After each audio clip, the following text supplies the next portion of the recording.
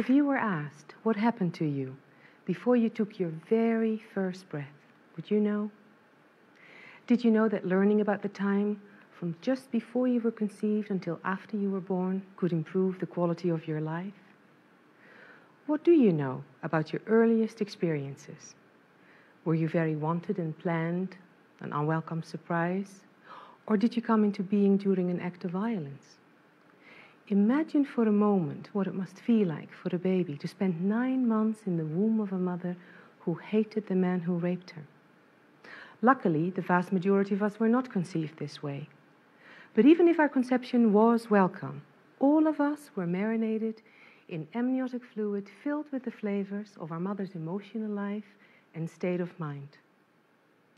What do you know about your time in the womb? Was it filled with happiness, peace, joy, stress, anxiety, depression? Was your mother mourning the loss of a loved one? Was she the victim of domestic violence? Was it toxic, perhaps? Because the umbilical cord not only fed you nutrients, but also nicotine, alcohol, or drugs. Whatever those flavors are, becomes the blueprint of our life. It is not only what a pregnant woman eats and drinks, but everything she feels and experiences in her environment that has an impact on her baby's future health, intelligence, and well-being. How a woman perceives her life during those 9 months is what helps shape baby to get ready for the environment it will be born into. This is nature's way of ensuring our survival by helping us get ready for what is yet to come. Once we are born, our life often becomes a repetition of those earliest experiences. This is why we so often attract in life what it is we have come to know so well in the womb. More than 30 years of research in the field of pre- and perinatal psychology has revealed the profound impact and effect conception, pregnancy, and birth has on our life. Most people go about their lives without realizing how these early verbal, emotional, and somatic imprints play a role. The latest research in epigenetic science suggests that the most critical and formative period goes back even earlier than birth. Findings point to the time shortly before conception to after birth as the most critical and sensitive period in establishing patterns in all areas of our life: physical, mental, emotional, and relational. The fact that these findings have only been made in the last few decades explains why it is not mainstream knowledge yet that the journey from womb to world shapes our life. And remember, it wasn't even that long ago we were told newborn babies felt no pain, let alone remember what happened around the time of their birth. Many years of photographing and working with babies during and after childbirth has showed me that this is profoundly untrue. Many, many years ago, I met a little boy who would have a profound effect on my life. I remember how deeply moved I was when little Sultan, born 2.5 months early, stopped me from what I was doing when he reached out with his tiny hand to hold onto my finger. Abandoned by his parents, I realized that the only way he received touch was during the many medical procedures we had to perform on him to keep him alive. After that, I would pause in between doing all the unpleasant things to gently stroke his little hairy arms and back. During those moments, I often wondered, if Sultan is this aware when he should have been inside his mother for at least another 2 months, could it be that babies inside the womb are just as aware of what goes on around them?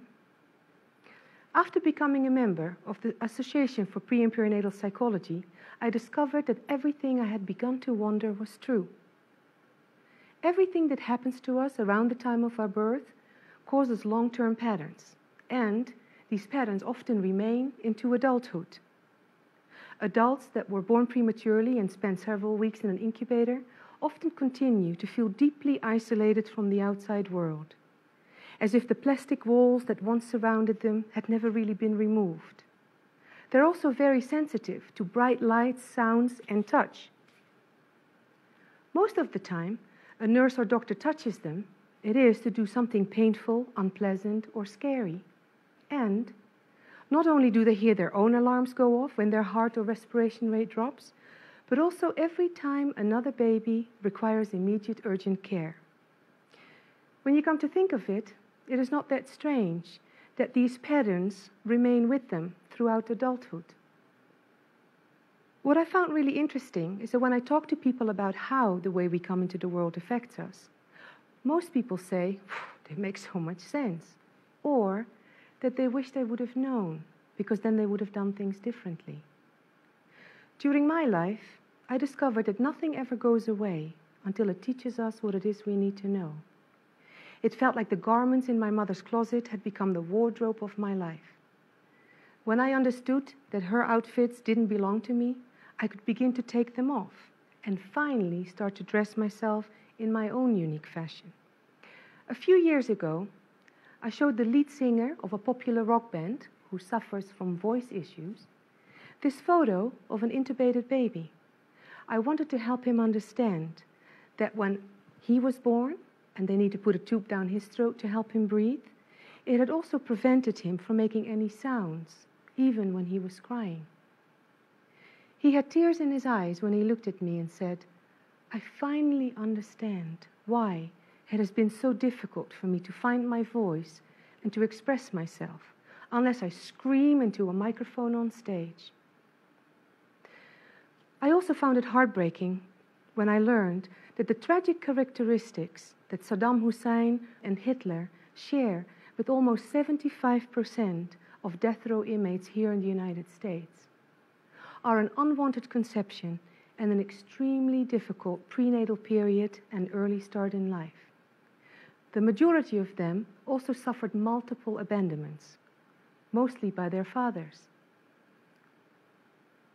It made me wonder, how might their lives have been different if they would have been welcomed into the world with acceptance, love, and kindness when they were little baby boys?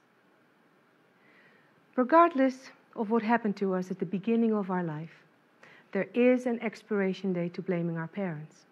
Realizing on a personal level how these early experiences have affected us can help us to change our belief system and greatly improve the quality of our life and that of others.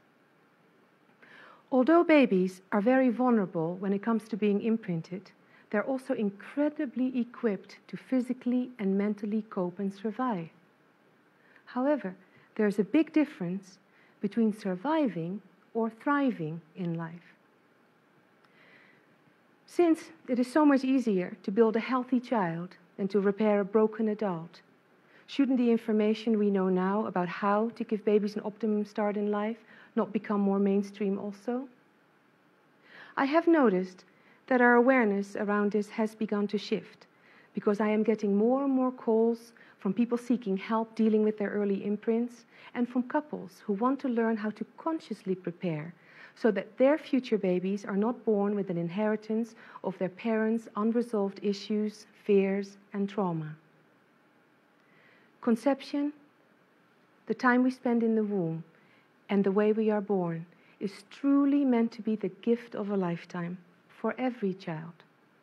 If we want to make this world a more conscious, connected, and caring place for us all, we have to start with how we treat women during pregnancy. We also have to create the necessary changes in our current childbirth practices that will allow for more gentle births to take place. This is important. Why? Because around 135 million women give birth each year. That is 5 to 6 babies that will be born every second of every day. How these babies are welcomed creates their sense of safety, self-worth, and belonging, and their capacity to have healthy relationships that are based on love, empathy, and trust. So where does that leave us?